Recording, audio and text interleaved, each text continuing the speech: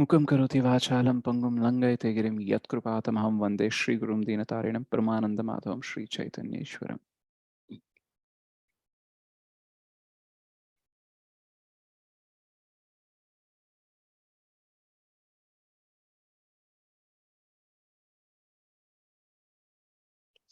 तो हरे कृष्णा माता जी सेन प्रभु जी दंडवत प्रणाम। तो आज हम एक बहुत ही इम्पोर्टेंट विषय पर हम चर्चा करने वाले हैं, वो है द आर्ट ऑफ वैष्णव संघ।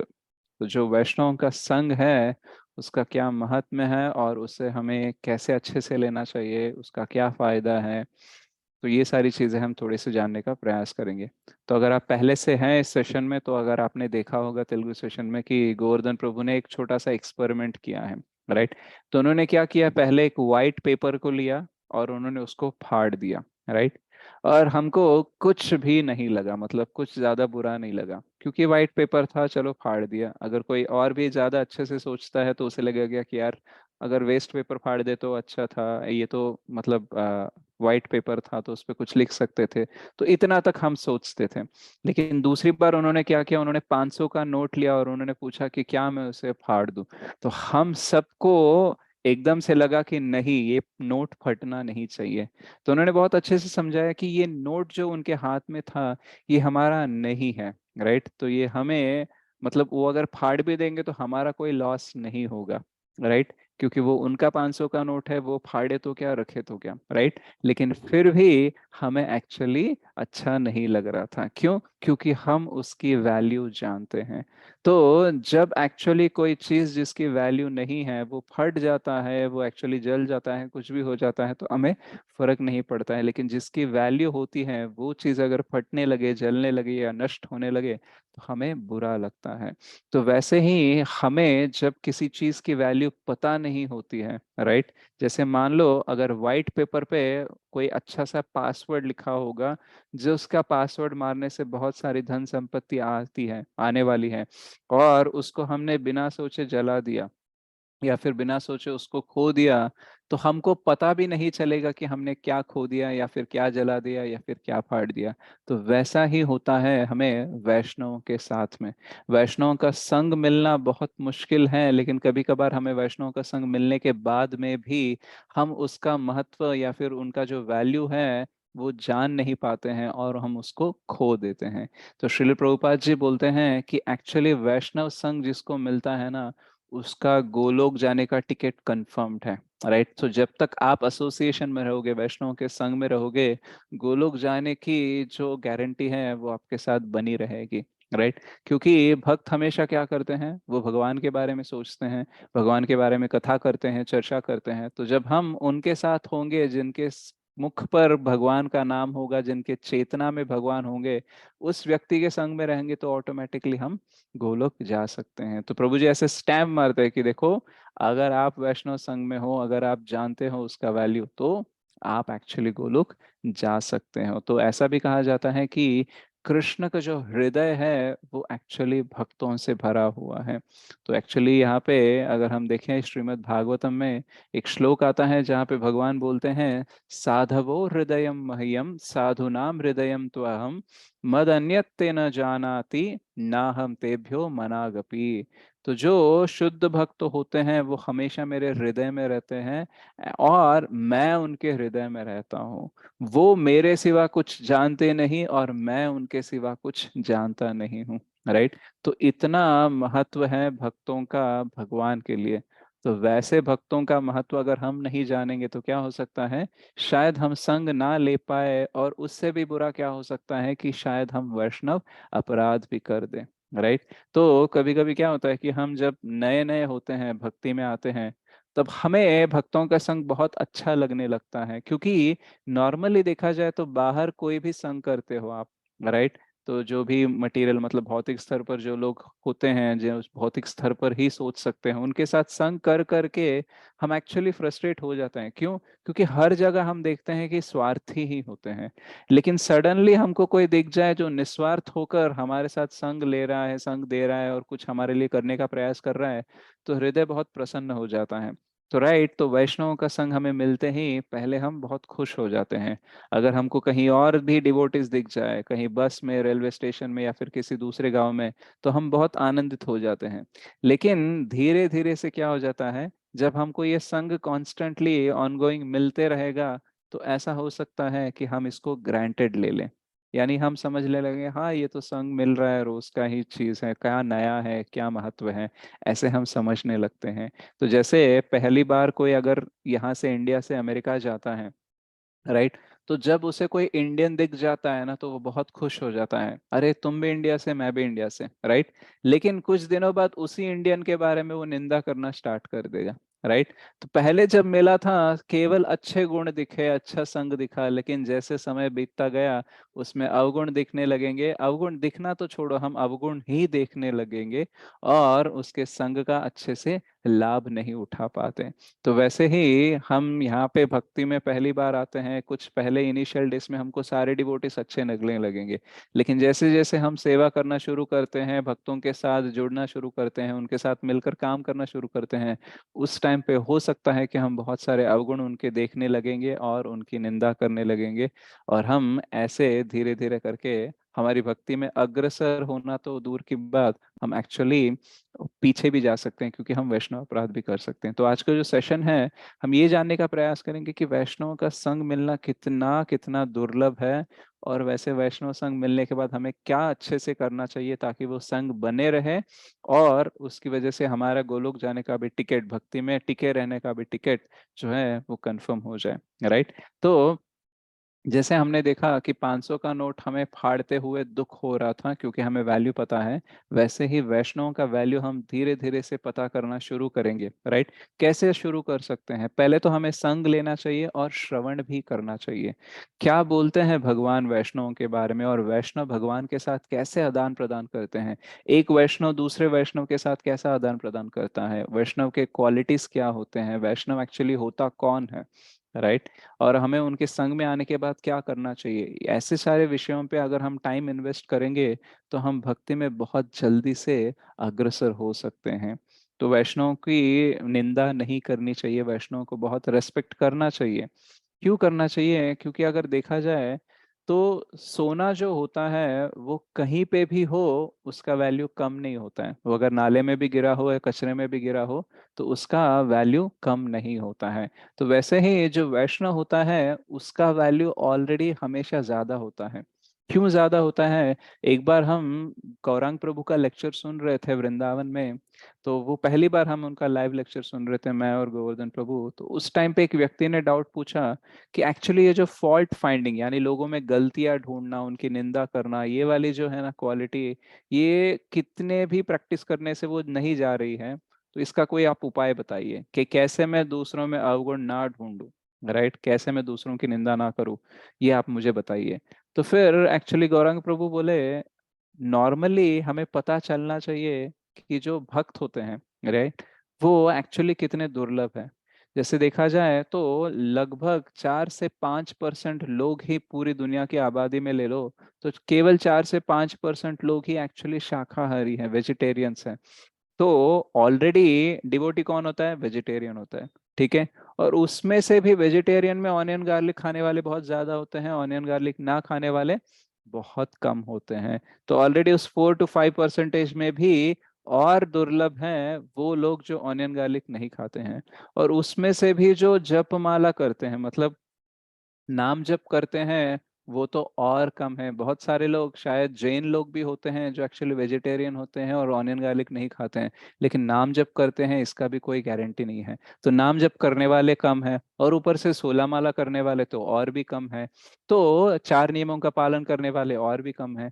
तो ऑलरेडी वो रेयरेस्ट पर्सनालिटी है, मतलब ऑलरेडी वो दुर्लभ है। भले ही वो भक्ति में शायद बहुत बड़े भक्त ना हो, लेकिन अगर ये नियमों का भी पालन कर रहे हैं, नाम जप भी कर रहे हैं, फिर भी ये दुर्लभ है। तो ऐसे व्यक्ति में अगर गलतियां ढूंढ रहे हो, अगर ऐसे व्यक्ति के बारे में आप निंदा कर रहे हो, तो फिर इट्स नॉट वर्थ, राइट, ये उतनी अच्छी बात है ही नहीं। तो कभी कभी हम भूल जाते हैं। हमको हमेशा अगर डिवोटिस दिखने लगेंगे ना, तो हमको उनमें अच्छी क्वालिटीज नहीं, एक्चुअली उनमें अवगुण दिखने लगेंगे। क्यों? क्योंकि रोज दिख रहे हैं ना।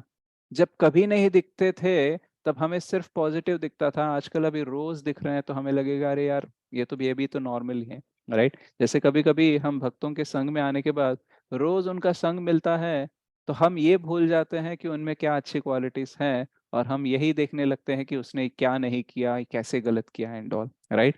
तो ये क्यों होता है? क्योंकि हमारा मन जो है ना, वो किसी भी चीज को भौतिक बना दे सकता है। वो उच्च स्तर के चीज को भी भौतिक बना देगा, थोड़ा अगर वो संग कर लेगा तो, राइट। तो क्या हो जाता है, जैसे एक प्रभु जी बोलते हैं, अगर आपका मन अलर्ट नहीं है तो क्या हो जाएगा, आपको भगवान के अर्च विग्रह भी पत्थर जैसे दिखने लगेंगे, और वैष्णव भी मामूली इंसान दिखने लगेंगे, राइट। तो इसलिए क्या होता है, हम वैष्णव संघ को ग्रांटेड ले लेते हैं, कुछ सीख नहीं पाते हैं, अच्छा संग ले नहीं पाते हैं, ऊपर से निंदा करते हैं, फॉल्ट फाइंडिंग करने लगते हैं। लेकिन अगर आप अलर्ट हो और जानते हो कि भक्त का महत्व क्या है, भगवान का महत्व क्या है, तो आपको पत्थर में भी भगवान दिखने लगेगा, और हर इंसान में भी वैष्णव दिख सकता है, और जो ऑलरेडी वैष्णव है उसमें भी उनके सिर्फ गुण दिखने स्टार्ट हो जाएंगे।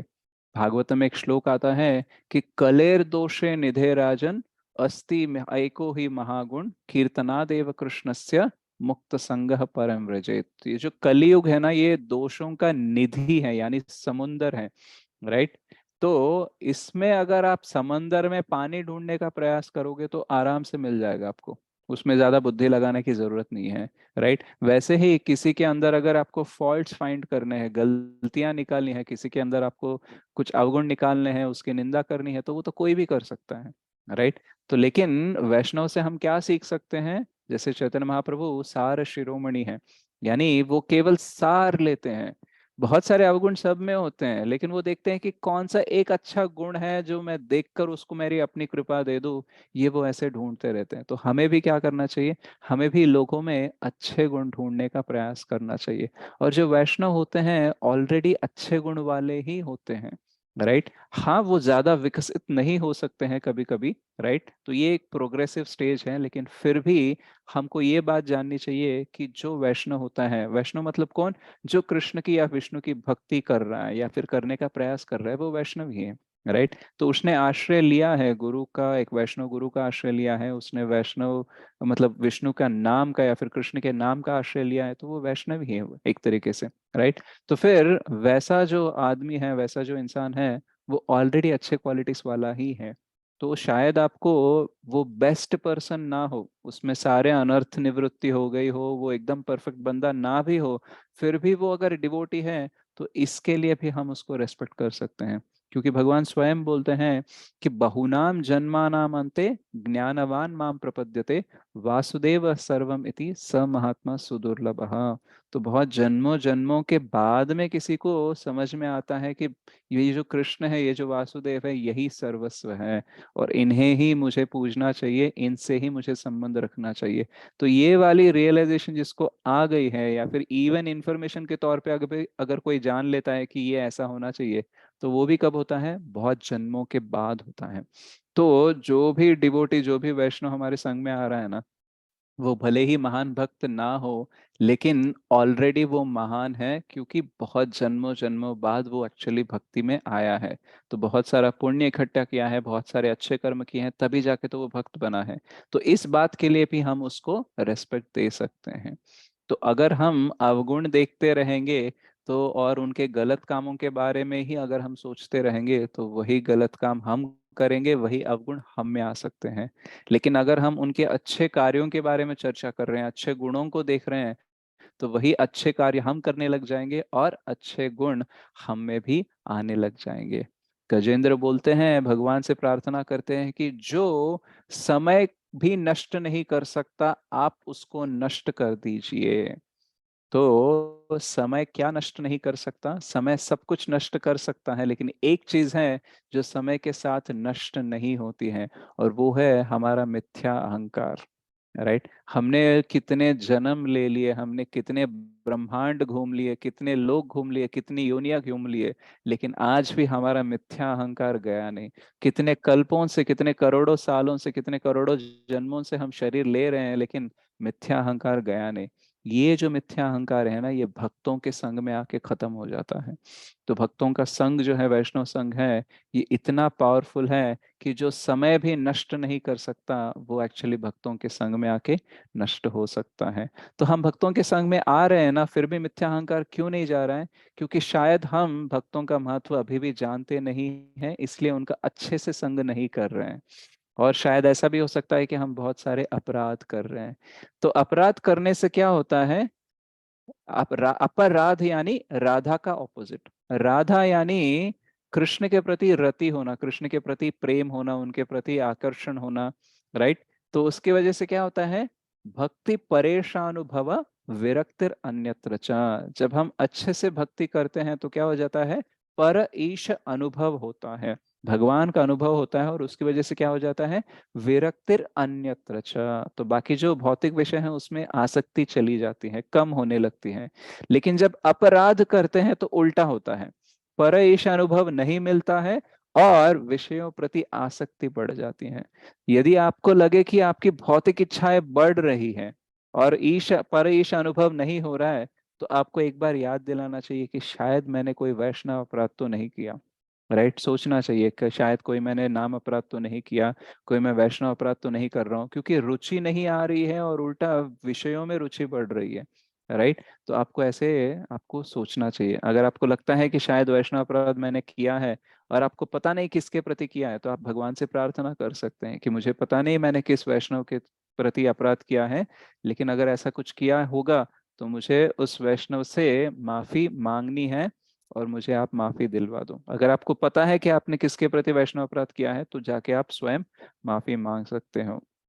और यदि कोई आपके प्रति कुछ अपराध करता है, तो आप ज्यादा उसको ऑफेंसिव में लेना भी नहीं चाहिए, क्योंकि क्या होता है कि वी आर ऑल इम्परफेक्ट, हम सब में कुछ अवगुण हैं, कुछ अनर्थ हैं, उसकी वजह से हम गलतियां कर सकते हैं। तो इसलिए किसी के प्रति आप अपराध मत कीजिए। अगर कोई आपके प्रति अपराध करता है तो उसे माफ भी कर दीजिए। राइट। और उसके लिए प्रार्थना कीजिए कि ऐसा बर्ताव उसका नहीं होना चाहिए, वो अच्छे से होना चाहिए, उसके अवगुण निकल जाने चाहिए, अनर्थ निकल जाने चाहिए, वो अच्छा भक्त होना चाहिए, ऐसा प्रार्थना भी कीजिए। क्योंकि हम अपराध करेंगे तो हमारी भक्ति रुक जाएगी, कोई हमारे प्रति अपराध करेगा तो शायद उसकी भक्ति भी रुक सकती है। तो ऐसा नहीं बोल रहा हूँ कि हम बहुत बड़े भक्त हैं इसलिए हमें हमारे प्रति अपराध करके उनकी भक्ति रुक सकती है, लेकिन एक्चुअली पता नहीं है हम बड़े भक्त हैं, छोटे भक्त हैं, कुछ है पता नहीं है। राइट। बट ये पॉइंट हमको याद रखना चाहिए कि कृष्ण के भक्तों के प्रति कोई अपराध करता है तो उसके भक्ति में बाधा आ सकती है। तो अगर कृष्ण हमसे प्रेम करते हैं, हमें भक्त मान रहे हैं, तो इसकी वजह से शायद कोई हमारे प्रति अपराध करेगा तो उसकी भक्ति रुक सकती है। राइट। इसलिए हमें भी क्या करना चाहिए? अपनी तरफ से अपराध नहीं करना चाहिए। अगर कोई हमारे प्रति अपराध करता है तो उसको माफ कर देना चाहिए, उसका मार्गदर्शन करना चाहिए और भगवान से प्रार्थना करनी चाहिए कि उसका ये बिहेवियर ठीक हो जाना चाहिए। तो वैष्णव अपराध करने से हमें क्या होता है? जो भक्ति में आगे बढ़ने का बल हमें चाहिए वो एक्चुअली कम हो जाता है। चैतन्य चरितामृत के अंत्य लीला में एक श्लोक आता है, वहां पे कहा जाता है, भक्त पद धूलि आर भक्त पद जल, भक्त भुक्त अवशेष तीनों महाबल। तो भक्तों की पद धूलि और भक्तों का चरण का जो धुलने के बाद जो चरण अमृत होता है, राइट, पद जल, वो, और भक्त भुक्त अवशेष, जो भक्त खाकर छोड़ देते हैं उसका जो उच्छिष्ट होता है, वो, ये तीनों महाबल होते हैं। तो ये बल मिलने से क्या हो जाता है? हम एक्चुअली भक्ति में बहुत तेजी से अग्रसर होते हैं। नारद मुनि जी का जो प्रीवियस लाइफ था, वो एक दासी के पुत्र थे। राइट। तो वो एक्चुअली वैष्णवों की सेवा करते थे। भक्ति वेदांता जो चातुर्मास में आए थे उनकी सेवा करते थे और उनका जो उच्छिष्ट था, राइट, वो खाते थे। इसलिए वो उनमें भक्ति में इतनी आगे बढ़ गए और इतनी रुचि आई उनको कृष्ण कथा में, राइट, कि उनका नेक्स्ट लाइफ टाइम में क्या हो जाते हैं? वो नारद मुनि बन जाते हैं। तो यानी भक्तों का संग इतना पावरफुल होता है कि हमें भगवान मिल सकते हैं और हम भगवान के प्रति रुचि बढ़ेगी, हम आसक्त और हो सकते हैं। तो जो वैष्णव होते हैं वो अपने हृदय में भगवान को लेकर घूमते हैं। तो जैसे ही हम उनके संग में आएंगे, उनकी सेवा करेंगे, तो वो हमें भगवान को दे सकते हैं। राइट। तो इसलिए हमें वैष्णव का संग करना चाहिए। तो वैष्णव का संग इतना इम्पोर्टेंट है, इतना इम्पोर्टेंट है कि बहुत सारी चीजें जो हम अपने आप नहीं कर सकते, अपने आप सीख नहीं सकते, वो वैष्णवों के संग में आके हम कुछ ही क्षण में सीख भी सकते हैं। जैसे राधेश्याम प्रभु बोलते हैं कि बहुत सारी चीजें हम सीख सकते हैं जब हम सीनियर डिवोटीज के साथ रहते हैं। इवन कभी कभी हमें भी लगने लगता है कि अरे मैं बहुत बड़ी सेवा कर रहा हूँ, मैं बहुत कुछ कर रहा हूँ, हमें अपने आप ही लगने लगेगा। क्यों? क्योंकि क्या होता है कि अहंकार जो है ना, वो क्या बोलता है कि तुम बहुत कर रहे हो, अभी करने की जरूरत नहीं है। और जो नम्रता होती है वो क्या बोलती है, अरे तुम तो कुछ नहीं कर रहे हो और बहुत कुछ करना चाहिए। राइट? तो वैष्णव के संग में आते हैं तो नम्रता बढ़ती है, और अगर वैष्णव के संग से दूर जाते हैं तो अहंकार बढ़ता है। तो इसलिए हमें लगने लगेगा कि हम बहुत करते हैं। जैसे मैं एग्जाम्पल दे रहा था कि अगर आप सिर्फ मुझे देख रहे हो, तो मैं कितना भी थोड़ा सा भी सेवा करूँ ना, आपको लगेगा अरे ये बहुत सेवा कर रहे हैं। राइट? लेकिन अगर आप जो हमारे सीनियर डिवोटीज हैं, जैसे श्रीवास राजबिहारी प्रभु है, वरदकृष्ण प्रभु है, या फिर हमारे जयपताक स्वामी महाराज है, या फिर गोपाल कृष्ण गोस्वामी महाराज, भक्ति राघव गोस्वामी महाराज, जो भी सारे बड़े बड़े डिवोटीज हैं, राइट, शुद्ध भक्त हैं, उनको जब देखेंगे ना तब लगेगा कि यार ये भी कोई सेवा है क्या, मतलब ये तो कोई भी कर लेगा, ऐसा भी लगने लगेगा। राइट? तो हमें सम्मान करना चाहिए किसी के सेवा का भी, लेकिन कभी भी ये नहीं समझना चाहिए कि दिस इज द हाईएस्ट या फिर दिस इज ग्रेट। अपने आप के बारे में भी नहीं सोचना चाहिए, और हमारे बाकी जो है उनके बारे में भी ज्यादा ऐसा नहीं सोचना चाहिए। हमें हमेशा सीनियर से और कंपेयर करके और प्रेरणा लेकर और ज्यादा करने का प्रयास करना चाहिए। तो जब आप भी सेवा करने लगेंगे तो आपको भी ऐसी भावना आ सकती है कि आप ज्यादा कर रहे हो, ऐसा आपको लग सकता है। लेकिन आपको क्या करना चाहिए, दूसरे जो सीनियर भक्त हैं उनका डेडिकेशन, उनका जो सैक्रिफाइस है, वो एक्चुअली देखना चाहिए। तब उससे क्या होता है, दो चीजें होती हैं। एक तो आपका अहंकार कम हो जाएगा, नम्रता बढ़ जाएगी, और ऊपर से आप और सेवा करने के लिए प्रेरणा मिलेगी। और जितना ज्यादा हम सेवा करेंगे उतना ज्यादा शुद्धिकरण होगा, और जितना ज्यादा शुद्धिकरण होगा, जितना तेजी से शुद्धिकरण होगा, उतना ही तेजी से हम गोलोक पहुंच सकते हैं। राइट? इवन भगवान की सेवा करने से ज्यादा भगवान बोलते हैं कि जो मेरे भक्तों की सेवा करता है ना, वो मेरे लिए ज्यादा प्रिय है। राइट? तो इस्कॉन में अभी जैसे गंगाधर प्रभु बोल रहे थे कि इस्कॉन में एक बहुत बड़ा प्लेटफॉर्म है जहाँ पे हमें सेवा करने के अवसर मिलते हैं। तो हम वैष्णव की सेवा कर सकते हैं वहां पे। शायद हम सबको भगवान के अर्च विग्रहों की सेवा करने का अवसर मिले ना मिले, राइट, लेकिन बाकी भक्तों की सेवा करने का अवसर हमें मिल सकता है, बाकी भक्तों का संग हमें मिल सकता है। जब श्रील प्रभुपाद जी सबको भेज रहे थे कि आप लंदन जाओ और यहाँ पे प्रचार करो, आप इधर जाओ, आप वहां पे प्रचार करो, तो कुछ ही भक्त थे। तो प्रभुपाद जी जब इंस्ट्रक्शन दे रहे थे कि आप जाके ऐसे प्रचार कीजिए, तो सारे बाकी भक्तों को लगा कि देखो हम ऑलरेडी थोड़े ही लोग हैं, हम भी ज्यादा कुछ जानते नहीं है, और आपका संग अभी अभी लेना तो हमने शुरू किया है। तो इस दौरान में अगर हम दूर चले जाएंगे, आपका संग कैसे मिलेगा, भक्तों का संग कैसे मिलेगा? तो प्रभुपाद जी बोल रहे थे कि आप भक्त बनाओ, उनको अपना संग दो और आप उनका संग लो। तो ये मत बोलो कि भक्त नहीं है, राइट, ये बोलो कि भक्त नहीं है, अभी हम और भक्त बनाएंगे। राइट? तो कभी कभी हमारे मन में भी ऐसी दुविधा आ जाती है, हम बोलने लगते हैं कि देखो मेरे घर के पास में कोई डिवोटीज नहीं है, मंदिर भी बहुत दूर है, संग नहीं मिल रहा है। राइट? लेकिन आपके आजू बाजू जो है वो भी तो जीव है, और जीवेर स्वरूप हो कृष्णेर नित्यदास, सब में कृष्ण चैतन्य, कृष्ण भावनामृत होता ही है। अभी जागरूक नहीं है, लेकिन आप जागरूक कर सकते हैं, थोड़ा प्रयास करेंगे। तो अगर आप जागरूक करेंगे तो क्या हो जाएगा, हर जगह पे आप संग ले सकते हो, संग दे सकते हो। तो हम ऐसा नहीं बोल सकते हैं कि मेरे पास संग नहीं है, हम ऐसा बोल सकते हैं कि मैं क्रिएट नहीं कर रहा हूँ, मैं भक्तों को क्रिएट नहीं कर रहा हूँ, इसलिए मुझे संग नहीं मिल रहा। अगर ऐसी भावना रहेगी तो क्या हो जाएगा, हम जहाँ पे भी जाएंगे भक्तों का संग मिलता रहेगा। तो एक तो हमें भक्तों का महत्व जानना चाहिए, और भक्तों का संग करना चाहिए, और अगर भक्तों का संग नहीं मिल रहा है तो भगवान से प्रार्थना करनी चाहिए कि भगवान का भक्तों का संग मिले। और उसके साथ साथ हमें प्रयास करना चाहिए कि ताकि हम जहाँ पे भी जाए हम भक्त बना सकें। तो ऐसे हमारे शास्त्रों में ऐसा भी कहा जाता है कि जो व्यक्ति बहुत जन्मों की तपस्या करके, बहुत सारा पुण्य इकट्ठा करके, बहुत सारे अच्छे अच्छे काम करके जो मुक्ति का अधिपति बन जाता है, उसके बाद में ही भगवान उसको वैष्णव का संग देते हैं। तो नहीं, मुक्ति पाना ही नहीं, मुक्ति देने लायक भी जब हम बनते हैं तब एक्चुअली हमें भक्ति मिलती है। इवन भगवत गीता में एक श्लोक आता है, ब्रह्मभूतः प्रसन्नात्मा न शोचति न कांक्षति समः सर्वेषु भूतेषु मद्भक्तिम लभते पराम। तो यानी भक्ति कब मिलेगी हमें, वो भी शुद्ध भक्ति कब मिलेगी, जब हम ब्रह्मभूत स्टेज पर होंगे।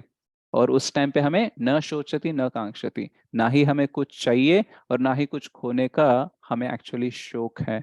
और हम सारे जीवों को समः सर्वेषु भूतेषु एक ही तरीके से देख रहे हैं। कैसे देख रहे हैं, ममैवांशो जीवलोके की तरह, सब लोग भगवान के ही पार्ट एंड पार्सल है, भगवान के ही अंश है। इस दृष्टि से जब हम देखते हैं तब हमें क्या मिलता है, एक्चुअली मद भक्तिम लभते पराम। तो भगवान की भक्ति मिलने का अवसर है। तो भक्ति अगर इतना स्टेज पे जाके हमको भक्ति मिलेगी, तो इससे अच्छा और कौन सा वे हो सकता है, उससे अच्छा ये वे हो सकता है कि हम उनके संग में आ जाए जो ऑलरेडी ब्रह्मभूत स्टेज में है, जो न शोचती न कांक्षती वाले स्टेज में है, समः सर्वेषु वाले स्टेज, भूतेषु स्टेज में है, जो सबको अच्छे भगवान के अंश की तरह देख रहे हैं, जिनको कोई शोक नहीं, जिनको कोई आकांक्षा नहीं है, जो ब्रह्मभूत स्टेज पे हैं। इनके संग में आ जाएंगे तो हमें सेम रिजल्ट मिल सकता है, मद भक्तिम लभते पराम।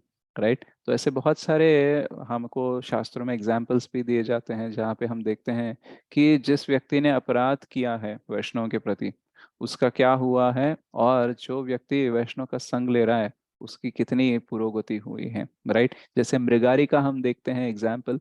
तो मृगारी तो क्या करता था, मतलब सबको आधा अधमरा करके छोड़ देता था जीव को, और उसका आनंद लेता था, और उसके बाद में उसी जीव का मांस खाता था। राइट। तो वैसा व्यक्ति एक्चुअली नारद मुनि जी के संग में आकर बहुत बड़ा भक्त बन गया। और हम देखते हैं जगाई मदाई भी एक्चुअली भक्ति में आने से पहले, उनको चैतन्य महाप्रभु की कृपा मिलने से पहले क्या हुआ, जगाई मदाई ने नित्यानंद प्रभु के प्रति अपराध किया।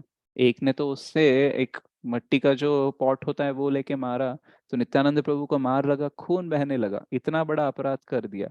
उसके टाइम पे उस टाइम पे चैतन्य महाप्रभु सुदर्शन को आह्वान दिया उन्होंने कि अभी आज जगाए मदाई को तो खत्म ही कर देंगे। लेकिन नित्यानंद प्रभु रोकते कि नहीं नहीं, हम एक्चुअली ये काम करने नहीं आए हैं। हम हृदय के अंदर जो राक्षसत्व है, जो डिमोनियक क्वालिटीज है, उसको एक्चुअली खत्म करने आए हैं, हम इंसान को खत्म करने नहीं आए हैं। तो इस बार हमारा रोल अलग है, ऐसे करके उन्होंने रोका। तो तब ये देखकर जगाए मदाए चैतन्य महाप्रभु के चरण पकड़ लेते हैं और बोलते हैं कि हमें आपकी कृपा दीजिए। तो फिर चैतन्य महाप्रभु बोलते हैं नहीं दे सकता मैं। क्यों? क्योंकि तुमने वैष्णव के प्रति अपराध किया है, नित्यानंद प्रभु के प्रति अपराध किया है।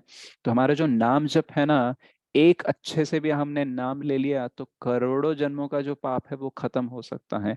लेकिन वैष्णव अपराध वो खत्म नहीं कर सकता। वैष्णव अपराध कैसे खत्म हो सकता है, उसका कैसा पुष्टि हो सकता है, जब हम उसी वैष्णव से माफी मांगते हैं। वो वैष्णव जिसके प्रति हमने अपराध किया, वो हमें अगर माफ कर दे, राइट, तभी जाके हमको उससे मुक्ति मिल सकती है। तो वो क्या बोलते हैं चैतन्य महाप्रभु की, नित्यानंद प्रभु से पूछो, अगर वो ओके है तो ही मैं कृपा दूंगा। तो नित्यानंद प्रभु बोलते हैं ठीक है ठीक है, मैंने कोई ऑफेंस नहीं लिया, आप इनको कृपा दे दीजिए। राइट। तो इतना बड़ा अपराध करने के बाद में भी नित्यानंद प्रभु ने उनको माफ कर दिया, और चैतन्य महाप्रभु की कृपा मिले ऐसा कर दिया। तो ये होता है वैष्णव का गुण। और जो वैष्णव जो हमें आशीर्वाद देते हैं, उनका जो संग देते हैं, उससे हम बहुत आगे बढ़ सकते हैं अपने भक्ति में। जब श्रील जीव गोस्वामी आए थे नित्यानंद प्रभु के साथ, तो पहले उन्होंने क्या किया, सारे वैष्णव का आशीर्वाद उनको जीव गोस्वामी को दिलवाया, क्योंकि वो जानते हैं कि वैष्णव का आशीर्वाद कितना पावरफुल होता है। तो अगर वैष्णव का आशीर्वाद चाहिए तो फिर उनके साथ संग करना चाहिए, उनके साथ अच्छी सेवा करनी चाहिए। अगर हम उनके प्रति अपराध करते रहेंगे, निंदा करते रहेंगे, तो क्या हो जाएगा, it's like a mad elephant act. यानी जो हाथी होता है जब पागल हो जाता है वो ना, तो सारे पेड़ पौधों को एकदम कुचल देता है। वैसे ही वैष्णव अपराध जो है हमारी भक्ति लता बीज को कुचल दे सकता है।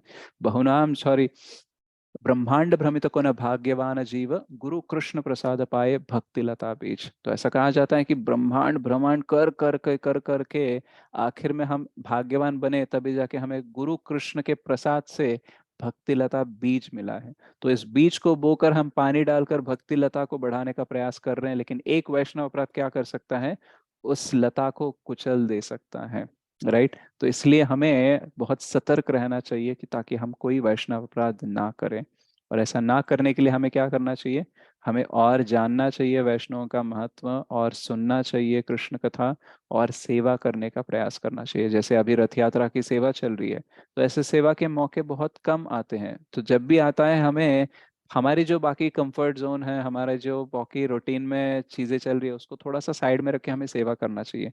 क्योंकि जन्मों से हम यही तो करते आ रहे हैं, खुद का घर संभालना, खुद के लिए कमाना, खुद के लिए एंजॉय करना, ऐसे करोड़ों जन्मों से यही तो करते आ रहे हैं। और अभी भी हम बोलेंगे कि देखो मेरे को ये काम है इसलिए मैं नहीं आ रहा हूँ, वो काम है इसलिए नहीं आ रहा हूँ, राइट? ठीक है, इमरजेंसी है तो वो अलग बात है, लेकिन अगर रूटीन के काम है तो आपको साइड में रख के सेवा करने का प्रयास करना चाहिए। क्योंकि सेवा करने से क्या हो जाता है, भक्त खुश हो जाए, और भक्त जब खुश होते हैं तो भगवान खुश होते हैं, राइट? तो भक्त तो क्या करते हैं, बाकी लोगों के लिए बहुत सैक्रिफाइस करते रहते हैं, इसलिए वो कृष्ण को प्रिय होते हैं। और अगर आप कुछ सैक्रिफाइस कर रहे हो, कुछ त्याग कर रहे हो उन भक्तों के लिए जो बहुत कुछ त्याग कर रहे हैं कृष्ण के लिए, तो कृष्ण बहुत प्रसन्न होते हैं। तो कृष्ण को प्रसन्न करने का ये सबसे अच्छा अवसर होता है। तो आप सबको अच्छे से वैष्णव का संग करना चाहिए, क्योंकि तीनों लोकों में भी सबसे अगर महत्वपूर्ण चीज कोई है तो वो है वैष्णव संग। और आपको ऑनलाइन के द्वारा या फिर ऑफलाइन के द्वारा किसी भी चीज के द्वारा अगर आपको मिल रहा है तो उसका आप अच्छे से लाभ उठाने का प्रयास कीजिए। क्योंकि ये जो चीज है, अगर आप समझ नहीं पाए तो बाकी सारी चीजें जो कर रहे हो ना, उसकी कोई गारंटी नहीं है, किसी भी दिन वो खत्म हो सकते हैं, राइट? अगर आपको लग रहा है कि मैं बहुत अच्छे से नाम जप करता हूँ, वो भी रुचि जा सकती है एक अपराध से, राइट? तो अगर आपको लगता है कि मैं बहुत अच्छे से शास्त्रों का अध्ययन करता हूँ, बहुत सारे मुझे श्लोक पता है, वो सारी बुद्धि भी ना काम आए, ऐसा हो सकता है अगर आप वैष्णव अपराध कर दो।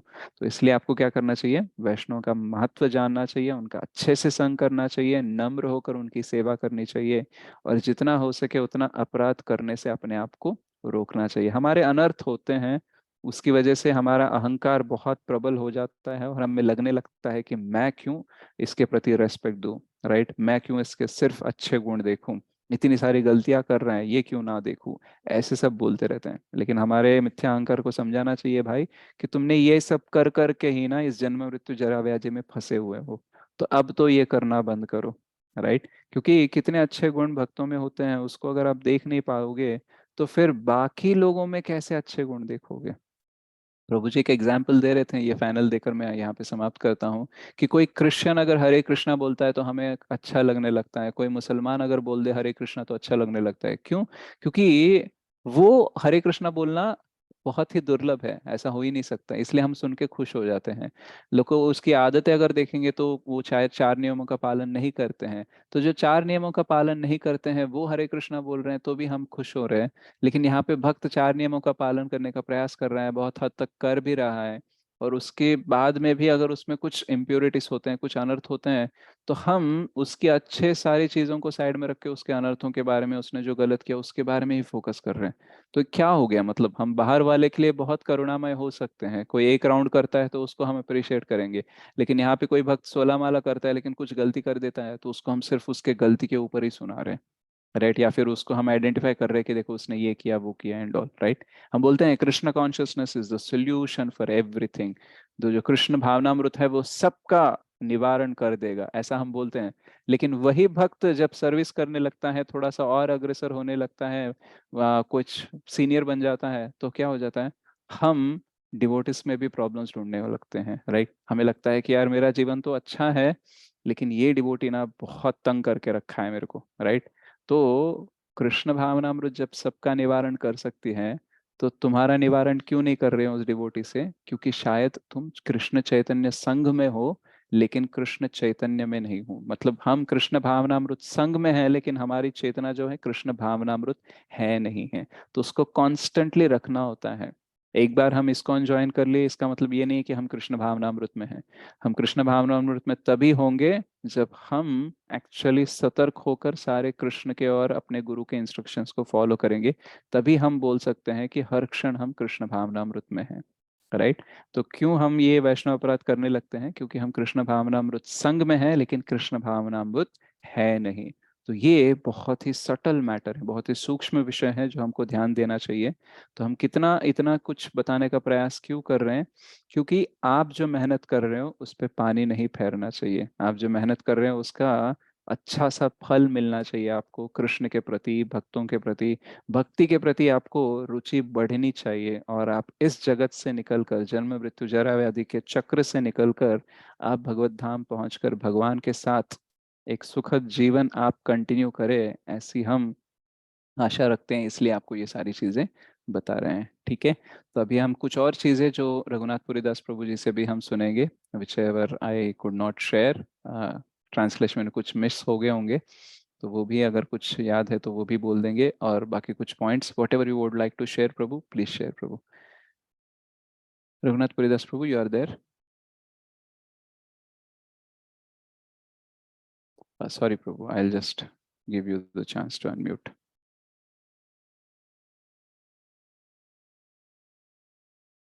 Yes Prabhu, you can unmute and you can share Prabhu.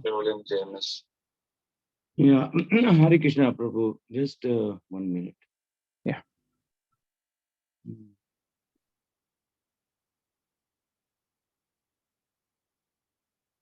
One minute, Prabhuji. 1 minute. Yeah, sure.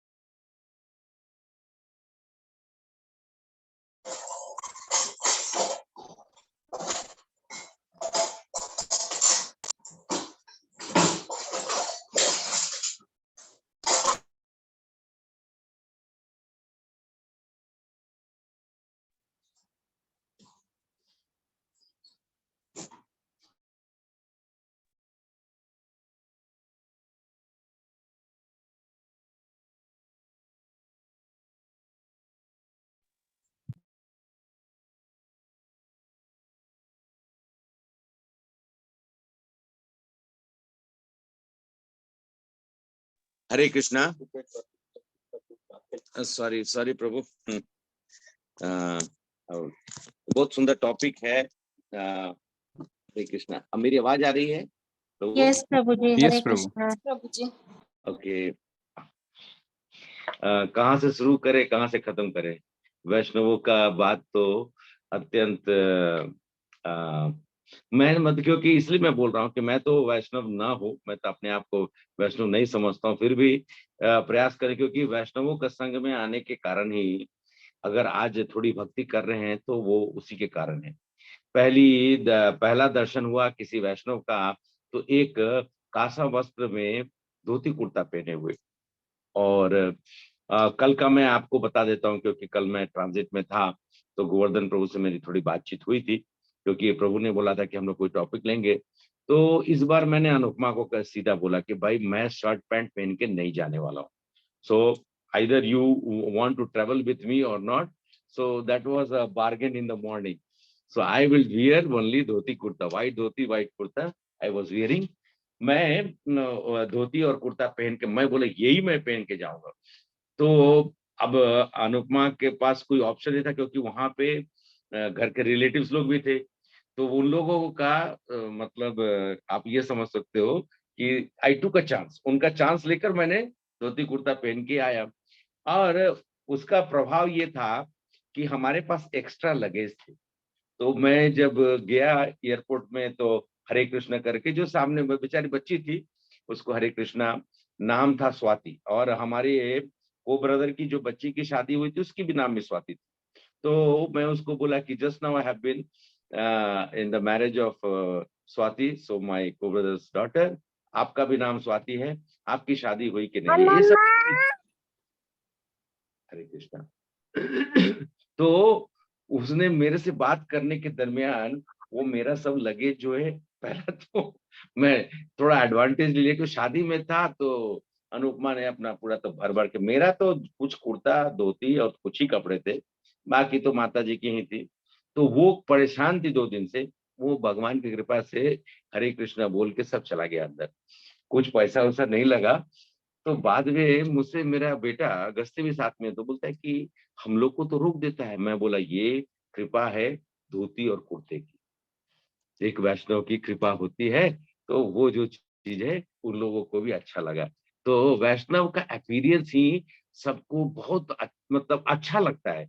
ठीक है, लोग आज के समय में जैसे कि हम सब लोग भौतिक जगत में जाते हैं और मेटेरियलिस्टिक लाइफ पे रहते हैं, तो लोग कुछ लोग हमारा उपहास कर सकते हैं, लेकिन मैंने देखा है कि वैष्णव को, अगर हम वैष्णव आचरण को धारण करते, if we are following the etiquettes of Vaishnav, there is a lot of effect, not only on you, there is an effect on others also. And so that was a nice experience I just narrated to you.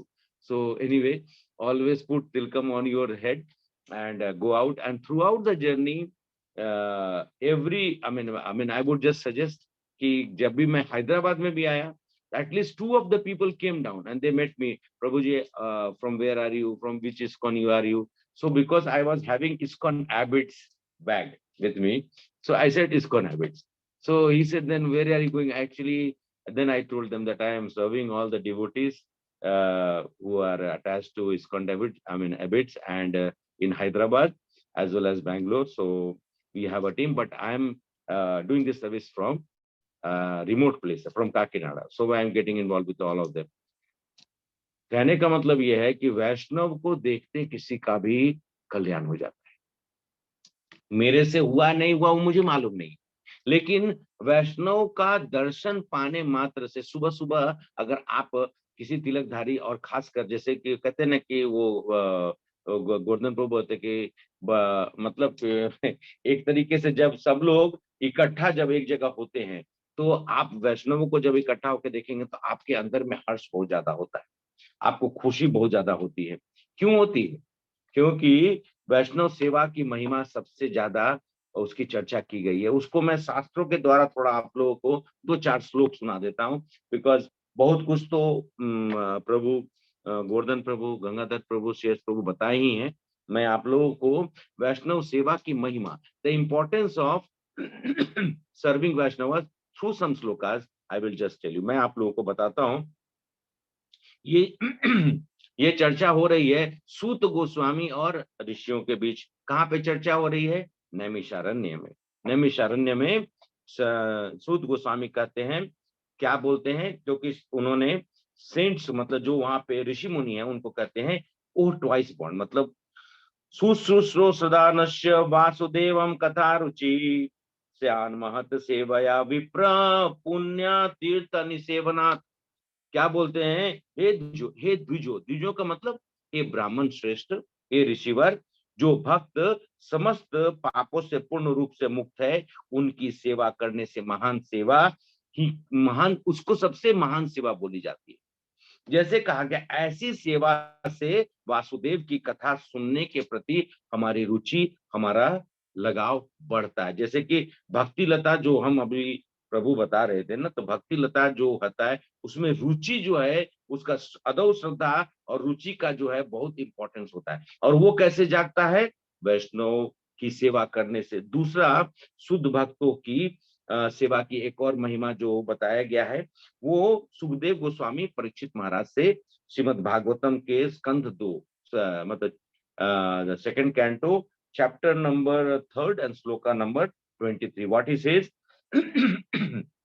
जीवन चावो भगवतन गृरेणुम ना जातो मृतो अभिलेता तस्यतु श्री विष्णु पद्या मनोजस्य तुलस्य स्वनासान चावो यस्तु ना वेद गंधम।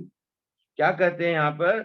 जिस व्यक्ति ने कभी भी भगवान के शुद्ध भक्त की चरण धूली, बार बार हम लोग चरण धूली की हम लोगों ने सुना है, अपने मस्तक पर धारण नहीं की, वह निश्चित रूप से शव है। शव मतलब डेड बॉडी। और जिस व्यक्ति ने भगवान के चरण कमलों पर चढ़े तुलसी पत्र की गंध, मतलब सुगंध का अनुभव नहीं किया हो, वो भी उसी के समान सब है। मींस जस्ट ट्राई टू, यहाँ पे 2 कंपैरिजन दिया गया है कि भक्त, जैसे कहा ना, भक्त का जो जल है, भक्त भक्त पद धूलि, भक्त पद जल, भक्त भुक्त अवशेष, यही तीना महाबल जो हम लोगों ने अभी चर्चा किया, बोल रहे थे प्रभु। तो ये तीनों की जो महिमा का अगाध चीज हमारे जीवन से जुड़ा होता है। और वैष्णव, आप सभी कभी कभी आप लोग को मन में होता होगा, मैंने देखा है, ये तो मैंने आपको आज मतलब कल का एक्सपीरियंस बताया, मैंने पिछले 2 2.5 3 साल से देखा है। यहाँ पे कुछ माता जी माताएं हैं, कुछ प्रभु जी हैं, जो हम सब लोग के साथ जुड़ी हुई हैं। उनके नित्य प्रतिदिन वो अपना प्रणाम या दंडवत जो भी होता है वो जरूर करती, फर्स्ट एंड फॉरमोस्ट थिंग, क्योंकि उनके मन में वो जो अदब श्रद्धा है उसमें कहीं कमी नहीं आई। जैसे हम सब लोग सोचते हैं कि चलो इनके साथ तो मैं बार बार मिलता हूँ, हमारा क्या हो जाता है ना कि एक दूसरे को देखते देखते लगता है कि अब चलो ठीक है, कि पहले तो हम सब लोग खूब अच्छे से प्रणाम करते हैं, खूब दंडवत करते हैं, खूब मतलब जो भी मिलते हैं उनको करते हैं। तो हम सब लोग का जो नेचर धीरे धीरे क्या होता है, 1 साल 2 साल 3 साल के बाद हम सब लोग क्या सोचते हैं कि हम सब लोग अभी भाई कनिष्ठ अधिकारी से मध्यम अधिकारी हो गए, या फिर हम सब लोग उत्तम अधिकारी हो गए। ऐसा हम लोग तो अभी कनिष्ठ अधिकारी के भी शुरुआती दौर में हैं। मैं ऐसा नहीं बोलूंगा कि आप लोग कनिष्ठ अधिकारी नहीं हो, आप सब लोग कनिष्ठ अधिकारी का मेरे संग में रह, मतलब हम आपके संग में रहकर हम सब लोग कनिष्ठ अधिकारी के मतलब पद पर हम लोग चल रहे हैं। और वो बहुत लंबा समय लगेगा, क्योंकि हम सब लोगों के मन में पहले चीज है कि भागवत सेवा तभी होगी जब हम वैष्णवों की आराधना और वैष्णवों की सर्वश्रेष्ठ सेवा कर सकें। क्योंकि एक श्लोक जो दिया हुआ है, जो पद्म पुराण के उत्तरखंड में दिया हुआ है, मैं एक क्योंकि 2 3 4 श्लोक है, आप सब लोगों ने बहुत सुना भी है, तो मैं उसी की चर्चा करते हुए बता रहा हूँ, जिससे कि आपके मन में कि ये हम सब लोग अपने मन से कुछ नहीं कर रहे हैं। ये सब कहने का बहुत बड़ा अभिप्राय ये है कि हम जीवन काल में इन सब चीजों को अपने भक्ति के लिए उद्धत करेंगे। हम सभी लोग इसको जितना ज्यादा फॉलो करेंगे उतनी ज्यादा हमारी भक्ति जो है आगे की ओर हमारी बढ़ेगी, हम भक्ति लदा में आगे की ओर जाते जाएंगे। क्योंकि सबसे ज्यादा समय कहाँ लगता है, मैंने आप लोग को पहले भी बताया था, सबसे ज्यादा समय कहाँ लगता है, अनर्थ निवृत्ति। अनर्थ निवृत्ति में सबसे लंबा समय लगेगा, रुचि होगी, श्रद्धा होगी, ये सब होगा। जैसे ही आप वहां पर उस समय में पलटी मारने का बहुत ज्यादा चांस है, माया बहुत स्ट्रांग है। इसलिए कहा जाता है आराधना नाम सर्वेशम विष्णु आराधनम परम तस्मात् परातम देवी तद्यदाम समाचरम। कहते हैं वो देख, मतलब ये शिव जी कहते हैं पार्वती जी से कि जो वैष्णव नाम यथा शंभु, कहते हैं कि हम सब लोग जब तक भक्त, भगवान विष्णु की सेवा सर्वोत्तम है, लेकिन उससे भी इंपॉर्टेंट है कि हम उनके प्योर डिवोटीज की सेवा करें, तब जाकर हमारी भक्ति जो है वो मजबूत होगी, वो सबल होगी। सबल मतलब उसको बल मिलेगा, वो मजबूत होगा। और यही ग्लोरीज जो है, हम सब लोग वैष्णवों का जो सॉरी, थोड़ी गला खराब हो गई, वैष्णवों का जो ग्लोरीज है उसके बारे में 3 4 लाइनें जो है वो दी गई हुई है, ये भी पद्म पुराण के सेक्शन से दी गई है। तो आप सब लोग को थोड़ा आज ये 2 श्लोक है। आचार्यता अपि गोविंदम तद्यम निराचयेत पुनः नासा भगवतो ज्ञान केवलम दम्भिका स्मृत पुंसम तस्मात् प्रातेन वैष्णव पूजयेत सदम सर्वाम तरति दुखा दुखम महाभागवत अर्चनात्। क्या क्या कहा जाता है, भगवान गोविंद की पूजा करके भी जो भगवत भक्तों की आराधना नहीं थे, ध्यान से सुनिएगा, भगवान गोविंद की पूजा करके भी जो भगवत भक्तों की आराधना नहीं करते हैं, उनको भगवत नहीं दंभिक समझना चाहिए, मीन्स उसको अभिमानी समझना चाहिए, उसको हम वैष्णव नहीं समझ सकते हैं। इसलिए पुरुषों चाहे जो भक्तों को चाहिए कि वो सदा वैष्णवों की आराधना करे, महाभागवतों की अर्चना करके वह संपूर्ण दुखों को पार कर जाता है। अगर प्रभु ने अभी बताया 4 नाम लिया उन्होंने,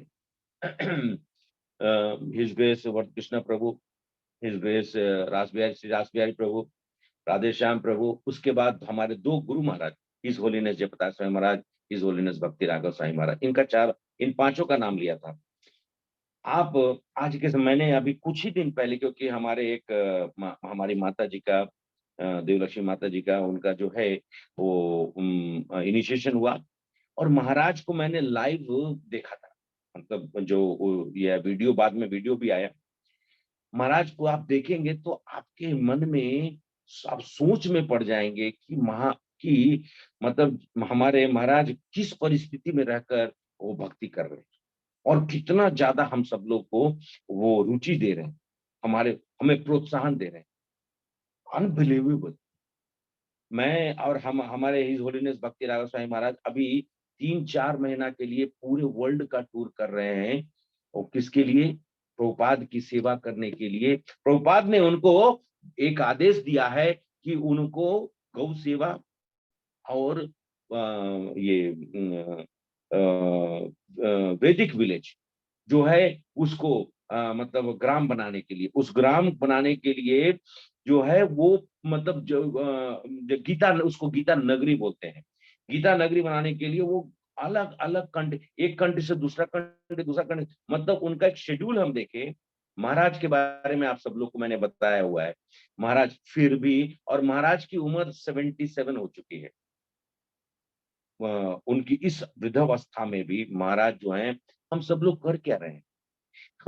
मैं वही सोच रहा था। प्रभु ने वो बोला ना कि आप सोचिए अपने बारे में, तो मैं अपने बारे में सोच रहा हूँ। मैं आप लोग तो कर रहे हैं, आप लोग तो सही में प्रयास कर रहे हैं बहुत, लेकिन मैं अपने बारे में सोच रहा हूँ कि मैं क्या कर रहा हूँ। तो उनको जब देखेंगे ना तो हमें तब महसूस होगा कि कृष्ण के दास बनकर अगर उनका दास की सेवा कर सके तो मनुष्य को निश्चित जन्म, मृत्यु, जरा, रोग, शोक, मोह आदि सभी से मुक्ति मिल जाए। अगर हम वैसे महान हमारे गुरु और हमारे वैष्णवों का अगर हम सेवा करें, इन सब से मुक्ति मिल जाएगी। कहते हैं भगवान कि ये जगत है, भक्त है तो मैं हूं, अगर भक्त नहीं है तो कृष्ण भी नहीं। सुनिएगा, ये जगत है, जगत में अगर भक्त है तो कृष्ण है, और जगत में अगर भक्त नहीं है तो न देवता लोग हैं और न कृष्ण है। आप लोग मानते हैं इसको? हरे कृष्ण। आप सभी लोग इसको मानते हैं कि कृष्ण नहीं है? सही बात है, नहीं, कृष्ण नहीं है। अगर भक्त नहीं है तो कृष्ण कहां से है? अरे कृष्ण तो अपने भक्तों की खुद सेवा करते हैं। आप सब लोगों ने देखा होगा, कितनी बार देखा। और महाप्रभु के रूप में आकर देखिए, जब महाप्रभु प्रकट हुए हैं तो महाप्रभु के लिए श्रीवास ठाकुर, अद्वैताचार्य, ये दोनों ने प्रार्थना किया भगवान कृष्ण के लिए, भगवान कृष्ण को कृष्ण प्रेम मिले। मैं वो सुन रहा था वीडियो में कि ये थोड़ा सा आप लोग कंफ्यूजिंग लगेगा, लेकिन कंफ्यूज मत होइएगा। भगवान कृष्ण को कृष्ण प्रेम डालने के लिए अद्वैताचार्य जी और श्रीवास ठाकुर कृष्ण को, किसको कर रहे हैं? कृष्ण को बोल रहे हैं। कृष्ण को ही, कृष्ण के लिए, कृष्ण को जागृत हो। क्या मतलब? आप सोचेंगे कि प्रभु जी क्या बोल रहे हैं? मतलब कृष्ण से प्रार्थना कर रहे हैं, एक कृष्ण नीचे में है और उनके अंदर में कृष्ण जागृति हो। लेकिन भगवान ने तो जगत में आकर कृष्ण प्रेम की परिभाषा को बदल दिया। आप सब लोग क्यों भक्त आज के समय में बैठे हुए हैं, और हम लोग की मैं जो आपके सामने में ये वक्तव्य को बोल रहा हूं, इसीलिए क्योंकि आपके अंदर में कृष्ण की जो भक्ति है वो आपको प्रेरणा दे रही है, और इसीलिए आप वैष्णव हैं। और वैष्णव सबों में श्रेष्ठ होते हैं, इसमें कोई दो मत नहीं है। मैं आप लोग को पहले भी बता चुका हूं, क्योंकि शुद्ध, और उसी के कारण जिन लोगों का तपस्या अति अल्प हो, जो लेकिन अगर वो शुद्ध भक्त की भक्ति कर चुके हैं, थोड़ा भी अगर आपने भक्ति की, कहते हैं कि अगर किसी ने कृष्ण का एक बार नाम ले लिया तो वो हमारे लिए पूजनीय है। आप ये बताइए, बहुत सुंदर प्रभु उस वीडियो में बता रहे थे। अच्छा ये बताइए, अगर आप कुछ मुसलमानों को देखिएगा हरे कृष्ण महामंत्र करते हुए, आप लोग को कैसा लगेगा? हरे कृष्ण याद कर लीजिए, चांद काशी जो है वो हरे कृष्ण महामंत्र कर रहे हैं। मुसलमान लोग जनरली तो, ये तो मलेच्छ लोग होते हैं, लेकिन अगर कर रहे तो वो कैसा लगेगा? बहुत खुशी खुशी होगी। मिलेगी। बहुत खुशी मिलेगी, क्योंकि वो भगवान का नाम ले रहे हैं। तो जो एक बार अगर नाम ले सकते हैं उससे आपको इतनी खुशी मिलती है, तो वैष्णवों को देखकर जो कि नित्य प्रतिदिन भगवान के ही सेवा में अपने आप को कंप्लीटली डिवोटेड हैं, उनका तो आपको दर्शन पाने से तो फिर आपको अच्छा और बहुत अच्छा लगना चाहिए। इसलिए कहा भी गया शुद्ध भक्तों की सेवा का जो चर्चा हम सब लोग आज कर रहे थे, आध्यात्मिक दृष्टि से उसका उसका श्लोक भी है, महत सेवम द्वारम अहुर विमुक्तेश तमो द्वारम योषितम संगी संगमम मानस तेज समाचित्त प्रशंसा विमान हृदय सद्वयो ही। ये जो आध्यात्मिक दृष्टि से ये जो श्लोक है, इसका भी ये चर्चा जो है मैंने लिखा था। हाँ, ऋषभ देव अपने पुत्र भरत महाराज से कहते, बस ये ऋषभ देव अपने पुत्र भरत महाराज से, और ये canto number 5 chapter number 5 verse number 2 है। और इसमें उन्होंने बड़ा सुंदर उन्होंने ये चर्चा करते हुए बताया है, क्या बोलते हैं, आध्यात्मिक दृष्टि से उन्नत महापुरुषों की सेवा करके ही मनुष्य भवबंधन से मुक्ति का मार्ग प्राप्त कर लेता है। भवबंधन मतलब इस जगत के भवबंधन से, जिससे कि हम आध्यात्मिक जगत को जा सके। ये महापुरुष निर्वेशवादी तथा भक्त होते हैं। ईश्वर से तदात्कार होना तथा भगवान का संग प्राप्त करने के इच्छुक प्रत्येक मनुष्य को महात्माओं का सेवन करना चाहिए, महात्माओं का सेवा करना चाहिए। ऐसे कर्मों में न रुचि रखने वाले लोग, जो अलग तरह के कार्य में, भौतिक चीजों में या व्यक्तियों का संग होता है, उनके लिए नरक का द्वार खुला हुआ है। महात्मा संभाव वाले होते हैं, वे एक जीव आत्मा तथा दूसरे में कोई अंतर नहीं समझते हैं। मतलब कि कल मैंने आप लोग को बताया था, कौन सा स्टेज है ये कौन सा स्टेज है, मैंने कहा था ना, कुटी चक्र बहुधक परमहंस परिवकाचार्य। जब कभी कोई किसी में फर्क नहीं पड़ता है, जैसे नारद ऋषि जी के बारे में कहा गया ना, प्रभु ने बताया एग्जाम्पल की पूर्व जन्म में उन्होंने भागवतों की सेवा की और उनका अवशेष उनसे परमिशन लेके खाया। ये नहीं कि दिख गया तो खा लिए, उन्होंने उनका परमिशन लिया। वैसे श्रील प्रभुपाद बोलते हैं कि आपको परमिशन लेने की जरूरत नहीं है, मिल गया अगर किसी भक्त का, कोई महान भागवत का, तो आप उसका अवशेष खा लीजिए। हम लोग लाइन में खड़ा रहते हैं, महाराज जब आए थे काकीनाडा में, तो महाराज का जब अंदर चला जाता था तो लाइन से हम लोग खड़े रहते थे, बाहर में आएगा तो सबसे पहले जो जो भी मिले उठा लेने का है। अब महाराज की कभी कभी कृपा रहती थी तो थोड़ा मिठाई उठाई भी भेज दिया करते थे, और तो बाकी जो थोड़ी बहुत रहती थी उसी में से हम लोग को मिल जाया करता था। कुछ फ्रूट्स मिल जाते थे या कभी कुछ ड्राई फ्रूट, लेकिन कभी कभी मिठाई भी मिल जाती थी।